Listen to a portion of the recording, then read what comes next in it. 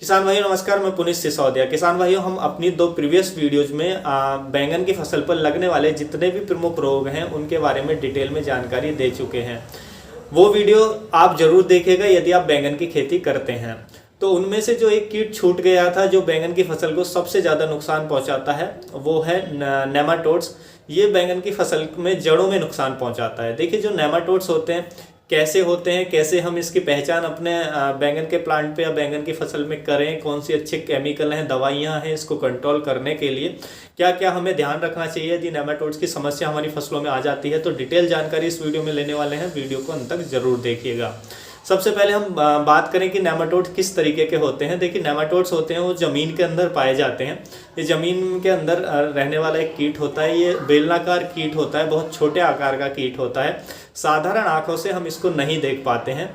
तो नेमाटोड्स क्या करते हैं, ये बहुत छोटे छोटे कीट होते हैं। ये जो बैंगन की जड़ें होती हैं उनमें छेद करके उनके अंदर घुस जाते हैं और वहाँ पर ये अंडे देते हैं, जिससे जो बैंगन की जड़ होती है उसमें गांठें पड़ जाती हैं। बैंगन की जो जड़ है वो खोखली हो जाती है। जब बैंगन की जड़ खोखली हो जाती है, गांठें उसमें पड़ जाती हैं, तो वो जो ज़मीन से जो न्यूट्रिशन है और पानी को एब्जॉर्ब नहीं कर पाती है, जो प्लांट को पानी चाहिए, ज़मीन से न्यूट्रिशन चाहिए, उनको वो नहीं ले पाता है, जिसके कारण जो हमारे पौधे की जो ग्रोथ है, बढ़वार है, वो रुक जाती है। पत्तियां पीली पड़ने लगती हैं और पत्तियां छोटी रह जाती हैं। पौधा भी आपको छोटा ही दिखाई देता है, उसकी ग्रोथ नहीं हो पाती है। तो ये सिम्टम्स उस पर दिखाई देते हैं। तो जब आप उसको प्लांट को उखाड़ कर देखेंगे तो आसानी से उसकी जड़ों में गांठें दिखाई देती हैं, जैसा कि आप पिक्चर में देख सकते हैं। तो इस तरीके से जो नेमाटोड्स होता है हमारी फसल को प्रभावित करता है।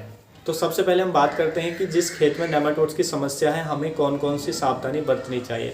सबसे पहले, जिस भी खेत में नेमाटोड्स की समस्या है उसमें यदि आप कोई भी वर्क कर रहे हैं, कोई भी औजार यूज कर रहे हैं, तो उसको दूसरे खेत में प्रयोग करने से पहले अच्छे से साफ कर लें, धो लें, वरना जो नेमाटोड्स है वहाँ से आपके दूसरे खेत में भी ट्रांसफ़र हो सकता है। तो ये ज़रूर ध्यान रखें जब भी जिस खेत में भी आपके नेमाटोड्स की समस्या है।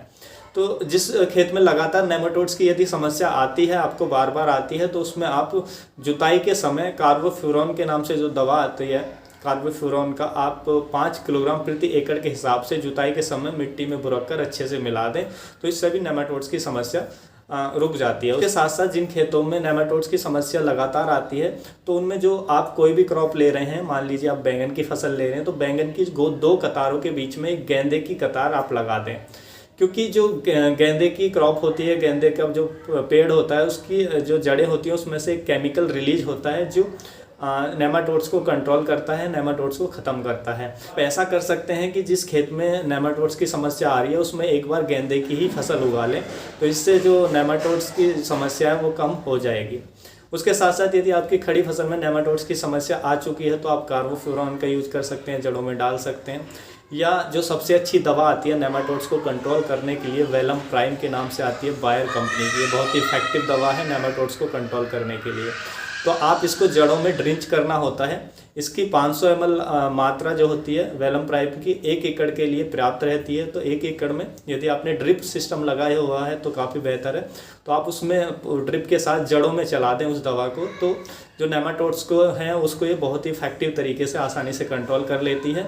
उसके साथ साथ यदि आपने ड्रिप नहीं लगाया हुआ है तो आप ड्रिंच करें, उसमें ड्रिंच के माध्यम से आप जड़ों में डालें वेलम प्राइम को। 500 ml इसकी मात्रा प्रति एकड़ में डाल दें, तो इससे आपकी जो नेमाटोड्स की समस्या है वो ख़त्म हो जाएगी। तो इस तरीके से आप नेमाटोड्स को कंट्रोल कर सकते हैं बैंगन की फसल में।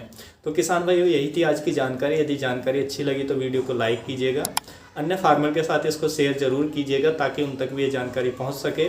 फिर मिलूँगा आपको एक और नई वीडियो के साथ, नई जानकारी के साथ। तब तक के लिए आप अपना ख्याल रखिएगा। धन्यवाद।